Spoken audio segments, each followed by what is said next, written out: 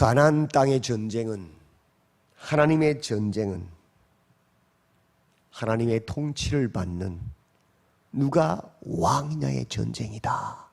여호수아서가 그걸 정확하게 말해주지요. 오직 하나님의 말씀을 따르며 하나님의 말씀보다 내 생각이, 내 경험이, 내 느낌이 앞서가지 않는 전쟁이다. 그 길에서 스스로를 하나님의 말씀으로 돌아와 성결케 하는 전쟁이다. 다른 전쟁 아니다. 그래서 하나님 역사하실 때에 그 은혜, 그 귀한 일을 내가 했다가 아니고 망각하지 않기 위해서, 사람은 돌아서면 결국 망각하고 내가 했다 되거든. 여호와께서 하셨도다. 여호와의 기념비를 세우는 것이 여호와의 전쟁, 영적 전쟁이다. 다른 말로 하나님만을 왕으로 섬기는 전쟁이 교회의 전쟁이고 성도의 전쟁이다. 그 땅의 전쟁이다.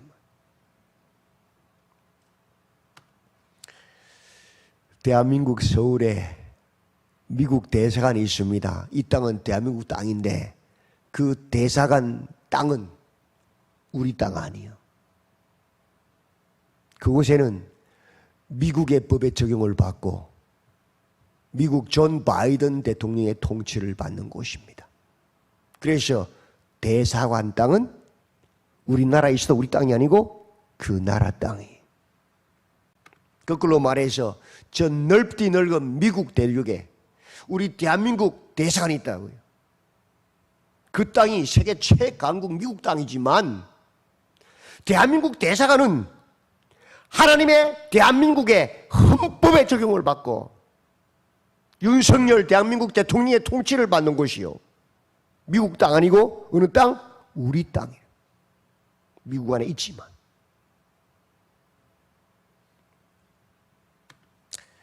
하나님 나라, 하나님의 백성이 누구냐? 이 세상에 살고 있지만 더 이상 죄악의 통치를 받지 않는, 사탄의, 귀신의 통치를 받지 않는, 내 감정의 통치, 물질의 통치, 사람의 통치, 세상의 통치를 받지 않는 누구의 통치를?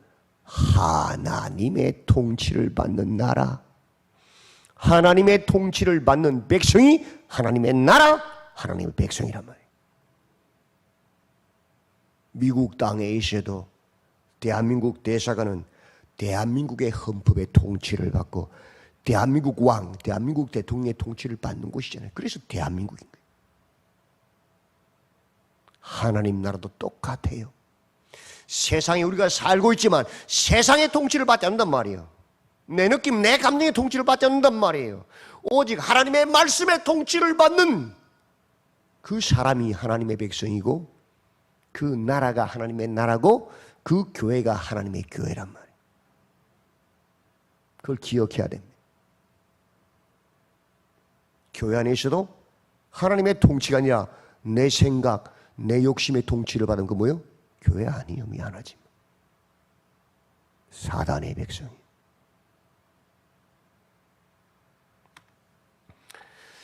그 하나님의 통치를 거부하는 이스라엘의 반복되는 죄악으로 메소포타미아 왕 구산 리사다임으로 8년을 고통하고 통치를 받고 모압 왕 에글론에게 18년의 억압을 받고 통치를 받고 하솔 왕 야빈 철병거 900성을 가진 그 야빈의 통치를 무려 20년이나 받았어요.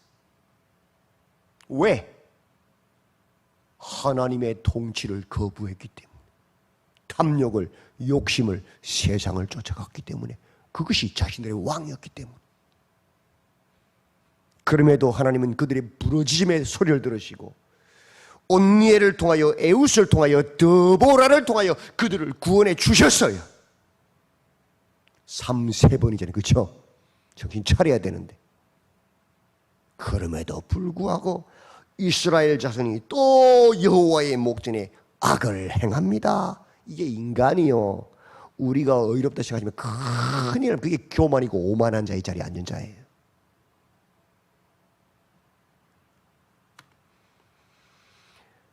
여호와께서 몇 년 동안, 이번에는 7년 동안 그들을 미디안의 손에 넘겨주시니 미디안의 손이 이스라엘을 이긴지라. 왜? 하나님의 통치를 거부하니까. 이스라엘 자손이 미디안으로 말미암아 산에서 운덩이와 굴과 산성을 자기들을 위하여 만들었다. 두더집니까? 왜 그랬을까요? 농사만 지어놓으면 미디안이 쳐들어왔다 빼앗아가니까 굴 파서 굴 속에 들어가지고 타작해야 되는 거예요. 추수해야 되는 거예요. 세상에서 가장 당당한 최고의 나라인 애굽을 무너뜨리고 출애굽한 이스라엘이, 하나님 백성들이 지금 산속에 숨어서 굴 파고 두더지처럼 살아간다. 이 비참함. 왜? 하나님의 통치를 거부했으니까. 마치 1장에서 아모리 족속이 단 자손을 산지로 몰아넣고 골짜기의 내려오기를 용납하지 아니하였으며 결심하고 헤레스 산과 아얄론과 살빔에 거주하였다고 말하는 비참함이 반복되고 있는 거예요. 이 산지를 내게, 그 산지가 좋은 곳인 줄 아세요? 블레셋의 그 광대한 해안 평야를 차지하지 못하고 골짜기 산들과 산 사이에 넓은 2km가 넘는 10km까지 되는 그런 넓은 계곡 골짜기의 평야를 차지하지 못하고 저 민둥산 꼭대기에 숨어 사는 그게 산지요.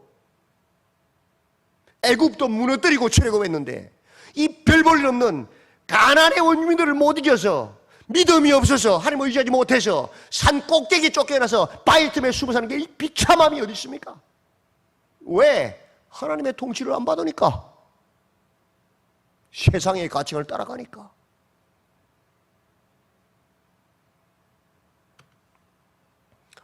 여호와의 목소리를 청종하지 아니하는, 여호와의 통치를 거부하는 삶. 고민하고 묵상하는데, 신음하는데 어떻게 하면 내 뜻을 이룰까? 어떻게 하면 내 이름을 높일까? 그걸로 밤새니까.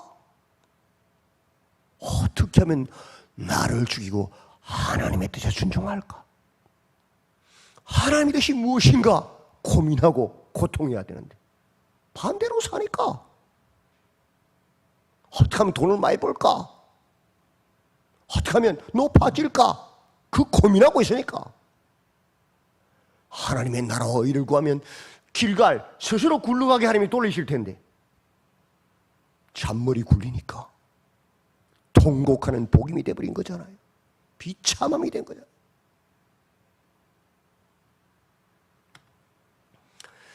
가나안의 전쟁의 원리는 본질은 무엇이냐? 이 전쟁은 하나님의 전쟁이다. 하나님의 통치를 받는 전쟁이다. 하나님만이 왕이심을 인정하고 오직 하나님의 말씀을 따르며 하나님의 말씀보다 앞서가지 않으면 누가 일하시죠? 하나님.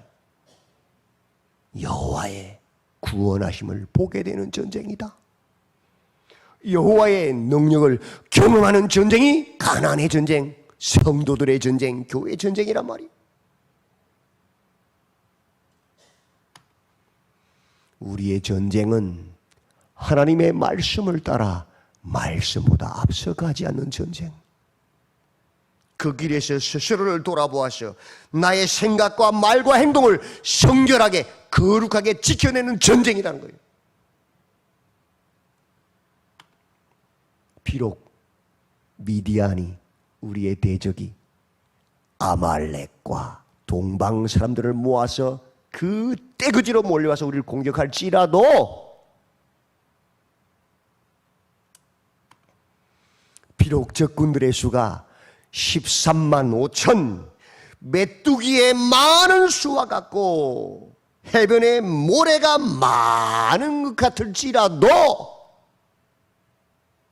게임이 안 될 것 같지만 그래도 하나님의 말씀을 따라 말씀보다 앞서가지 않고 그 길에서 스스로를 돌아보아 자신의 생각과 말과 행동을 성결케만 하면 되는 전쟁이 우리의 전쟁이다. 그러므로 7장 오늘 본문 1절에서 읽어볼까요?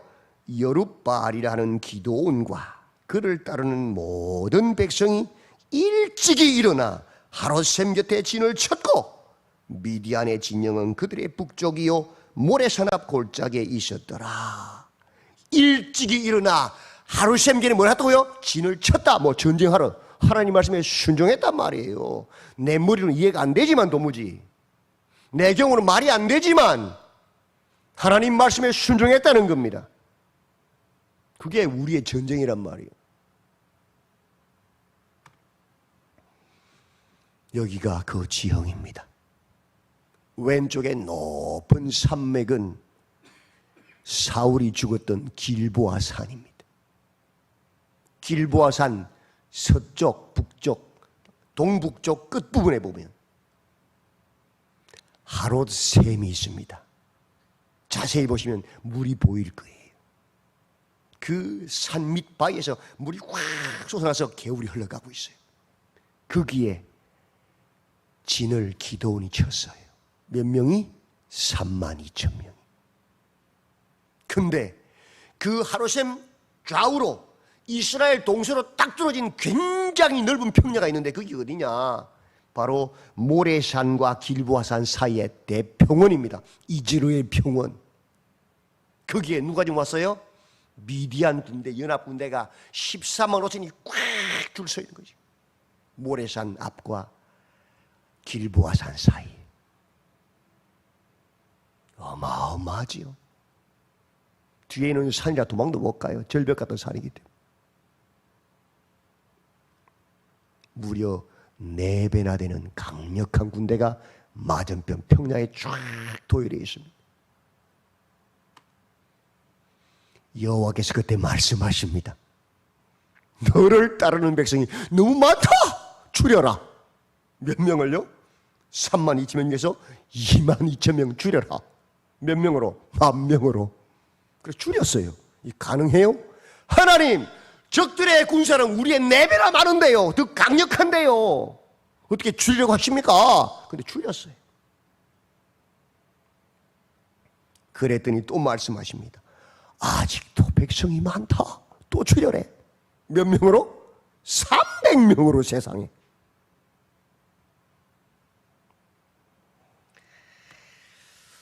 이스라엘은 300명. 미디안 연합군은 13만 5천 명. 그런데 3만 2천에서 1만 명으로 줄이고 1만 명에서 300명으로 줄였어요. 여러분 그렇게 할 수 있겠어요?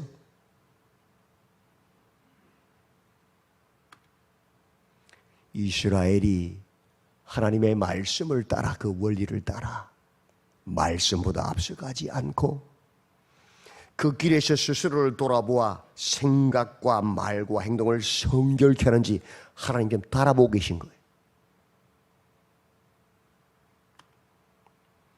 우리의 생각과 느낌과 감정과 경험과 지식으로는 결코 그 말씀에 순종할 수 없어요. 1대 45의 싸움이 어떻게 됩니까?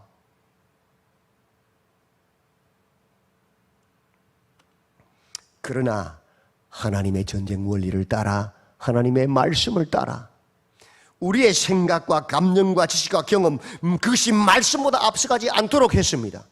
순종했어요. 90% 이상을 다시 돌려보냈어요.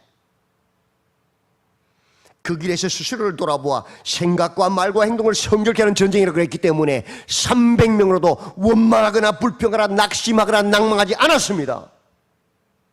그 원리를 지켜냈어요. 기드온과 300명의 용사들이요. 그럼 뭐가 남아서 이제? 여호와의 구원하심을 보는 게 남았어요. 여호와의 능력을 경험하는 것이 남았어요. 맞지요? 왜 하나님 그렇게 하셨는가? 2절에서 다시 말씀하십니다. 이는 이스라엘이 나를 거슬러 스스로 자랑하기를 내 손이 나를 구원하였다 할까 함이니라. 여호와의 구원하심을 보여주기 위해서. 맞지요? 9절입니다. 그 밤에 여호와께서 기드온에게 이르시되 일어나 진영으로 내려가라. 내가 그것을 내 손에 넘겨주었느니라. 그 밤에 기드온이 이제 하나님 말씀에 순종해서 미디안 군대 진영으로 내려갑니다. 메뚜기의 많은 수와 해변에 모래가 많은 같은 군대가 있습니다. 근데 순종했습니다.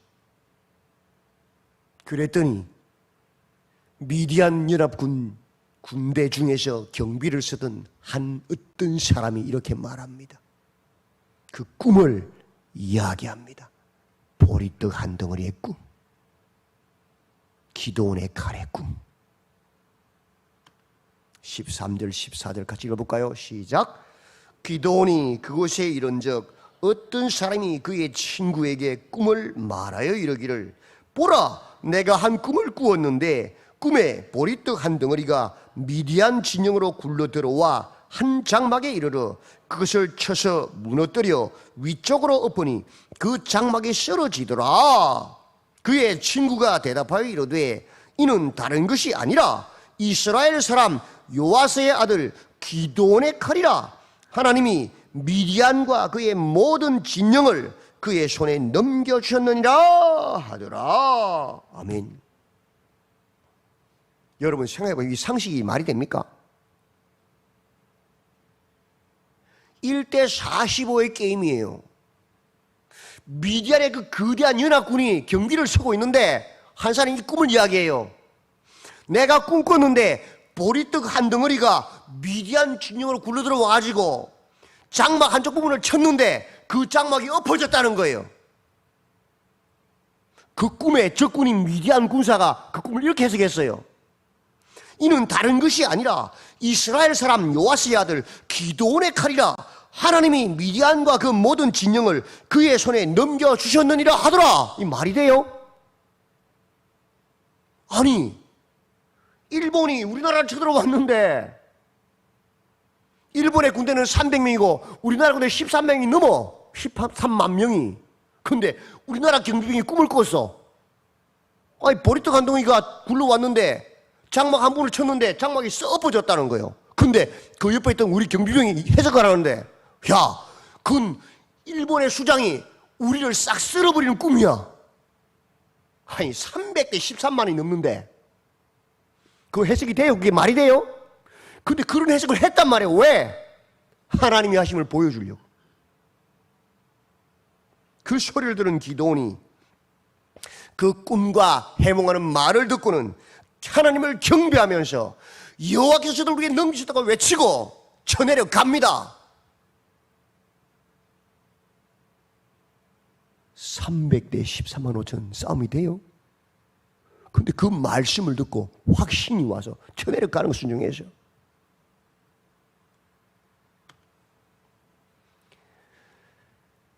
한 손에는 나팔을, 한 손에는 빈 항아리에 횃불을, 여호와와 기드온의 칼이다 나팔을 확 부니까, 그러면서 항아리를 깨뜨리면 쨍그랑 소리 났겠지요. 횃불을 확 던져버리니까 온 진영에 불이 붙고 난리 났을 거 아닙니까? 아이고, 생각해봐라. 저 300명이 아무리 해도 우리 공격 못한다.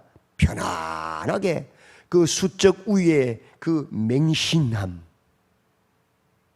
그 방심함으로 편하게 잤을 거예요. 그죠?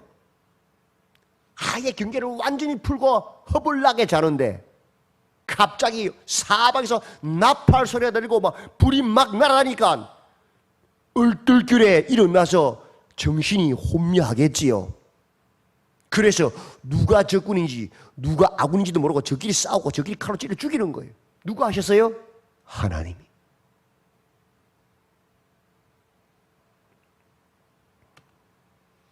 무엇을 통해서 했습니까? 하나님의 말씀에 순종함을 통하여서 혼돈과 공허, 흑암과 무질서가 아니라 내 생각과 내 느낌과 달라도 하나님 말씀에 순종하는 질서와 조화 안식을 통해서요. 그게 하나님의 영, 하나님의 형상을 가진 사람이 할 일이잖아요. 무엇으로요? 나팔과 항아리에 감추어진 횃불로. 나팔이 무엇입니까? 하나님의 말씀을 상징하는 도구 아닙니까? 항아리 속의 횃불이 무엇입니까? 성령을 상징하는 도구 아닙니까? 그리스도인들이 가진 금이 무엇입니까? 하나님의 말씀과 성령 아닙니까? 기도원이 다른 걸로 인 게 아니에요. 하나님의 말씀과 성령, 그것을 상징하고 있는 거예요.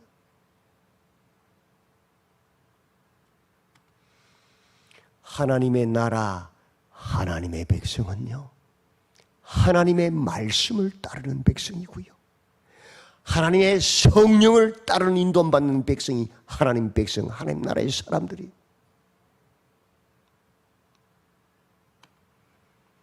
오직 하나님의 말씀을 따르며 하나님의 말씀보다 앞서가지 않는 자, 그 길에서 스스로를 하나님의 말씀으로 성결케 하는 자, 그 은혜가 베풀어질 때, 그 귀한 일들이 일어날 때에 망각하지 않기 위해서 여호와의 하나님의 진비를 세우는 자, 하나님만을 왕으로 섬기는 자가 하나님의 백성, 하나님의 교회입니다. 이 시대에 그리스도인들의 승리가 어디에 있습니까? 잔머리입니까? 세상의 방법, 세상의 가치관입니까?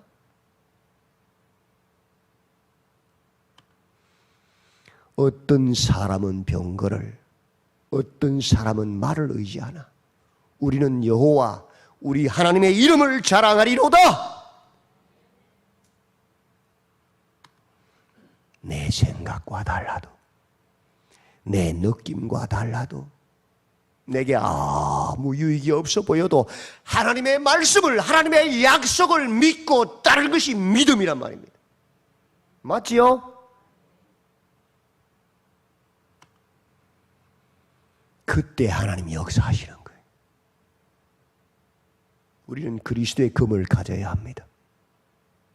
하나님의 말씀을 가지고 감추인 횃불, 하나님의 성령의 음성을 듣고 인도함을 받아야 합니다. 그것이 그리스도인들이 가진 무기입니다. 그리할 때에 여호와의 구원하심을 보고 여호와의 능력을 경험하는 성도요, 교회가 될 수 있습니다. 이 마지막 때에 하나님의 말씀과 성령의 금 인도하심을 받아서 매 순간순간 여호와의 구원하심을 보시고 여호와의 능력을 경험하시는 우리 성도님들이 다 되시기를 주님의 이름으로 축원드립니다. 아멘. 하나님, 오늘 기도원의 말씀을 통하여서 우리의 무기가 무엇인지를 다시금 확인했습니다. 세상의 방법, 세상의 계산이 아니라 내 생각과 달라도, 내 경험과 달라도, 세상의 가치관을 거스를지라도 여호와의 말씀을 믿고 순종하며 여호와의 성령의 인도하심을 받는 것이 하나님의 구원을 맛보고 하나님의 능력을 맛보는 이 시대의 그리스도임을 다시금 확인합니다.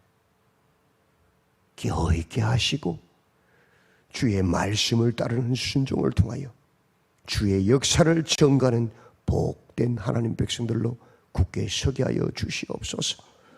예수님의 이름으로 기도드리옵나이다. 아멘.